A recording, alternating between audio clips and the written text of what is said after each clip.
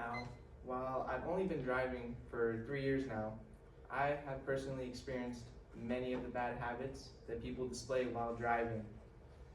Some of these bad habits that I've seen personally with my own eyes while driving would include people texting, watching movies, drinking, smoking weed, nodding out, and even gambling. I've seen someone play slots while they're sitting at a red light. I didn't even mention speeding, which is what half of these people are doing while they're continuing these bad habits. And if they're not speeding, they're going 10 under the speed limit, holding everyone back. Now, these experiences have made me slightly scared, to say the least, to drive on these roads, as I'm left to wonder if I might get unlucky one of these days and I might get hit. Now, this is Tyson. He's been driving for 3 years now, and he has put in research into the driving habits of Americans. This is my partner Mason, and he has also done research into the bad habits of American drivers.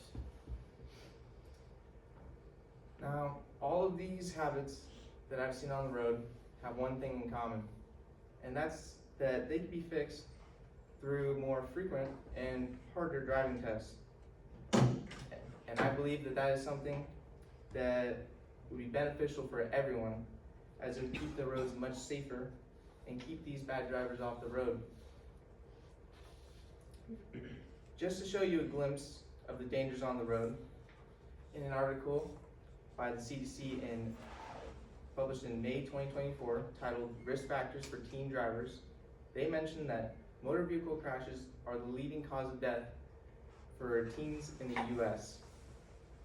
To follow up on that, according to an article titled Teen Driver Car Crash Statistics of 2024, teens only make up about 5% of the drivers on the road, but are involved in 8.1% of fatal crashes.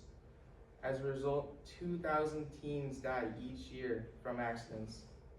This shows the obvious failures that the driving schools and driver's tests have at translating how to drive onto the actual road, as most new drivers are statistically the worst drivers on the road. According to an article published by Miller and Zoas Attorneys at Law on November 2024, elderly drivers of 65 years of age or older, statistically have the second highest crash rates, ranked just behind teen drivers. They've also shown that age-related research has shown that senior drivers face an increased risk of being involved in a multi-vehicle crash, particularly at intersections. This just goes to show how, as we get older, our motor skills slowly but surely get impaired. And it's something that needs to be checked up on, as getting a license at 16 and having a license at 60, you're going to be a much different person. Now, impaired driving is one of the leading causes for accidents in the US. As stated by the NHTCA, every day, about 37 people in the United States die in drunk driving crashes. That's one person every 39 minutes. In 2021, 13,524 people were killed in which an accident occurred where a driver was impaired by alcohol, which is 32% of fatalities this year. This was stated by Christy Bieber in an article titled Car Accident Statistics for 2024. This just shows how little the current driver's tests prevent DUIs and why it should be a more major focus when getting your license. Now that you've seen just how dangerous it is to drive with these types of people on the road, we need to find and create a better and more efficient way to test the drivers of America.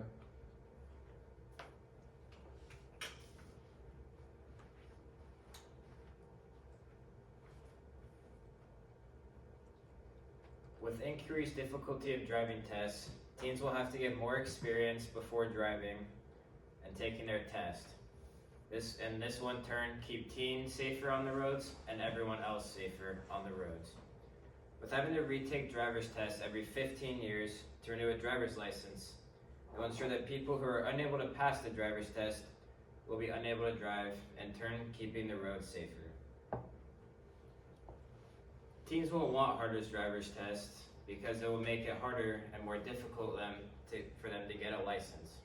And elderly people may not want to give up driving because it's been a lifestyle for them for so long, even if they are incapable.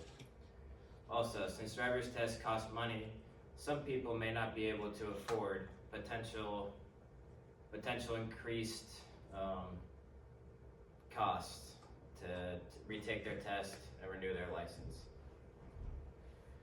Even though teens may not like the increased difficulty of driving tests, it will be beneficial for them in the long run, as it will lead them to be in less crashes, leading to less accidents and less injuries. In a quote from NIH.gov accessed in December of 2024, a young driver is typified by high crash rates early in licensure that declines with experience. For the elderly, systems are starting to be put in place so that they can get the place to place, and be assisted when needed. According to the website itinamerica.org, a woman who lost her 3-year-old child from being struck by an elderly driver, they have started to implement door-to-door driving systems for elderly people and anyone else who needs it in elderly neighborhoods. In addition to door-to-door driving services, states have started to implement additional requirements to renewing a license, as when you increase with age, like passing vision tests, renewing licenses in person instead of online, and renewing at a more frequently with age. As an example, renewing at the ages of 70, 80, 85, and then after renewing it yearly. For the cost part of the test, these tests could be taken at reduced rates if proof of income is shown, similar to a FAFSA-like system. The cost of drive tests do vary by state, and as a result, it would be up to the state to decide how much these retakes of tests should cost and how much the reduced rates should be at.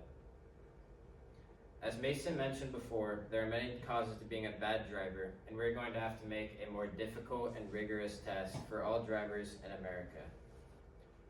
With the implementation of a more rigorous driver's test, it would motivate teens to drive more before getting their license and taking their test. Making a test more difficult also makes it so that people have to actually study and learn the rules of the road. The enforcement of a driver's test, again, allows the ability to take people off the road if they are unfit to drive. This would mainly include elderly people and other people unfit to drive. Having a recurring test will also help keep substance abusers off the road, as the test will be in person.